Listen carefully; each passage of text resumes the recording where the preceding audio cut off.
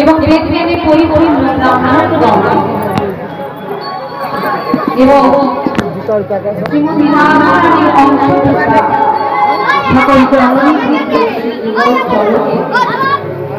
কীর্তন জগতে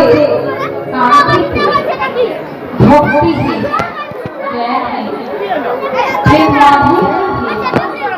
কীর্তনিয়া অরিতি মহাপাত্র এবং আমার এই ক্ষুদ্র কীর্তন সম্প্রদায়ের পক্ষ থেকে ফুলকৃত দণ্ডবৎ সশস্ত্র সাথে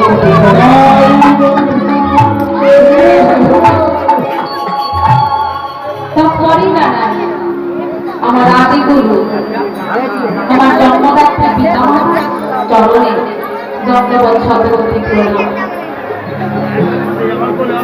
তৎপরই জানা আমার দীক্ষাগুরু বর্গ এবং শিক্ষাগুরু বর্গের চরণে দণ্ডবৎ শতকোটি প্রণাম।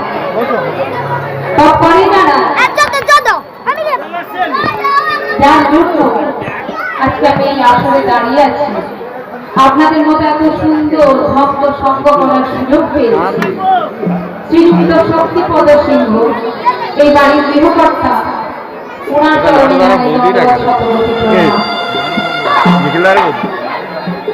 এবং ভগবানের কাছে প্রার্থনা করি এইভাবে বৃন্দাবনের আমি বছর পর বছর করতে পারি এবং কৃষ্ণ চরণের কৃপা যেন উনি এবং ওনার পরিবার বর্গের উপর বর্ষিত। কীর্তন সম্বন্ধে আমার কোনো জ্ঞান নেই না, গুরু কৃপা থেকে বলা। গুরুদেবের কৃপা থেকে আজ আমি যতটুকু অবগত হইতে পেরেছি, আজ আমি আপনাদের সম্মুখে ততটুকুই পরিবেশন করবার চেষ্টা করছি। আপনারা তো পুতুল খেলা দেখেছেন, তাই না? এখানে সবাই পুতুল খেলা দেখেছেন তো? পুতুল যেমন নাচায় বলেন তো, সুতো বা তারের দ্বারা ভেতর থেকে কেউ পুতুলটিকে বাইরে নাচে, বাইরে পুতুল নাচে। তখন আজও আমি আপনাদের সামনে পুতুলের ন্যায় দাঁড়িয়ে আছি। আজ আপনারা আমাকে যেইভাবে নাচাবেন, আজ আমি সেইভাবে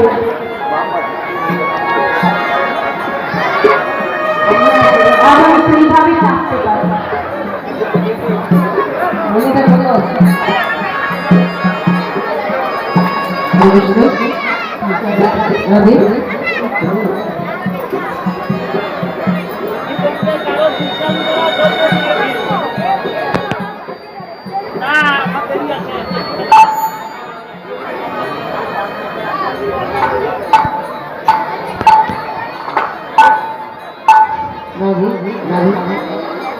রাধে ঠিক আছে। তো আজকে আমি কীর্তন পরিবেশন করবার আগে আমরা কীর্তনিয়া, আপনারা সবাই কীর্তন শুনতে এসছেন, তো মহাপ্রভুর সম্বন্ধে আমরা যেভাবে আলোচনা করি, আমরা কিন্তু নিত্যানন্দ প্রভুকে নিয়ে কোনো আলোচনা করি না, তাই না? এই যে কয়েকদিন আগে নিত্যানন্দ ত্রয়োদশী চলে গেল, আবির্ভাব তিথি, আমরা অনেকেই জানি না যে নিত্যানন্দ প্রভু জন্মতিথি। নিত্যানন্দ প্রভু ইনার হচ্ছে তত্ত্ব। নিত্যানন্দ প্রভুকে না জানলে, না বুঝলে, ওনার চরণের যদি কৃপা আমরা না পাই, তাহলে মহাপ্রভুর আমরা কৃপা পাব না। মহাপ্রভুর কৃপা পেতে গেলে, এই ভজন সাধন জগতে আসতে গেলে আমাদেরকে আগে নিত্যানন্দ প্রভু কৃপা পেতে হবে। আমরা সবাই শুধু দুহাত তুলে বলে কি জয় নিতাই, এইটুকুই শুধু বলি, কিন্তু এইটুকু বললেই কি নিত্যানন্দ প্রভুর কৃপা হবে না? এইটুকু বললে নিত্যানন্দ প্রভুর কৃপা হবে না। এই যে আমরা কীর্তন শুনছি, আমরা শুধু শ্রবণ করছি, এক কানে ঢোকাচ্ছি, এক কানে বের করে দিচ্ছি, আলটিমেট আমরা কিছু বুঝতে পারি না। আমাদেরকে এই কীর্তন বুঝতে গেলে, জানতে গেলে নিত্যানন্দ প্রভুকে জানতে হবে, অদ্বৈত প্রভুকে জানতে হবে, শ্রীবাস জানতে হবে, ইনাদেরকে না জানালে কি কীর্তন শুনবে, আমরা বুঝবই পারতাম। সেই নিত্যানন্দ প্রভুর তত্ত্ব, তত্ত্ব মানে জ্ঞাতব্য, যা থেকে আমরা জানতে পারি। মহাপ্রভু যা করে গেছেন আমাদের মঙ্গলের জন্য, নিত্যানন্দ প্রভু আরো বেশি কিছু করেছেন যেটা আমরা জানি না। আমাদের মঙ্গলের জন্য তিনি এখনো নয়নের জল ফেলছেন। এতটাই তিনি কৃপাময়, এতটাই করুণাময়। আমাদের সবার উচিত নিত্যানন্দ প্রভুকে একটু জানা বোঝা,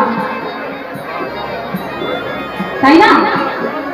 তাই তো কৃষ্ণদাস কবিরাজ গোস্বামী পাদ চৈতন্য চরিতামৃত গ্রন্থে পঞ্চম পরিচ্ছেদে নিত্যানন্দ প্রভুকে নিয়ে বলেছেন, ভক্তে হো আনন্দ অদ্ভুত অনুচর্যম শ্রী নিত্যানন্দময় ঈশ্বর যস্য ছায়া তৎস্বরূপম জ্ঞানাপি নিরূপতে। মানে ভক্তে হো অনন্ত, মানে অনন্ত মানে কি মা? অনন্ত মানে হলো শেষ। যার অনন্ত মানে যার কৃপার কোনো শেষ নেই, যার ভালোবাসার কোনো শেষ নেই, যার করুণার কোনো শেষ নেই, তিনি হলেন আমার নিত্যানন্দ প্রভু। আমরা তো দুহাত তুলে শুধু জয় নিতাই জয় গৌর বলে দিই, কিন্তু এই দুহাত কেন তুলতে হয় সেটাই জানি না। উনি তুলছেন, আমিও তুলছি, জয় নিতাই জয় গৌর এইটুকু শুধু বলে দিই, তাই না? এই দুহাত কেন তুলতে হয় বলুন তো বাবারা, কেন দুহাত তুলতে হয়? কেন মায়েরা বলতে পারবে? কারণ এই দুহাত তুলতে হয় ভগবানের চরণে আত্মসমর্পণ, আত্মনিবেদন করতে হয়। যতক্ষণ না আপনারা আত্মনিবেদন করছেন, যতক্ষণ আমরা চরণে নিজেদেরকে নিবেদন করছেন, ততক্ষণ পর্যন্ত যাবে না। আর যতক্ষণ না নিত্যানন্দ প্রভুর কৃপা না পাবেন, ততক্ষণ আমার গৌরীর কৃপা পাবেন। তাই সবাই মিলে দুহাত তুলে আমার নিত্যানন্দ প্রভু আর মহাপ্রভুর একটু জয়ধ্বনি করি। বিদায় গো প্রেমানন্দে, হরি হরি বল।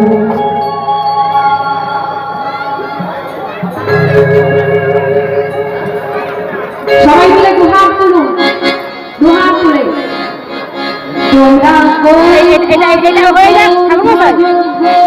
এটা হয়ে গেলে তারপরে যাবো, এই গানটা হয়ে যাক তারপরে সবাই মিলে গান করুন আমার সঙ্গে। নাম ভজ নাম ভজ নিত্যানন্দ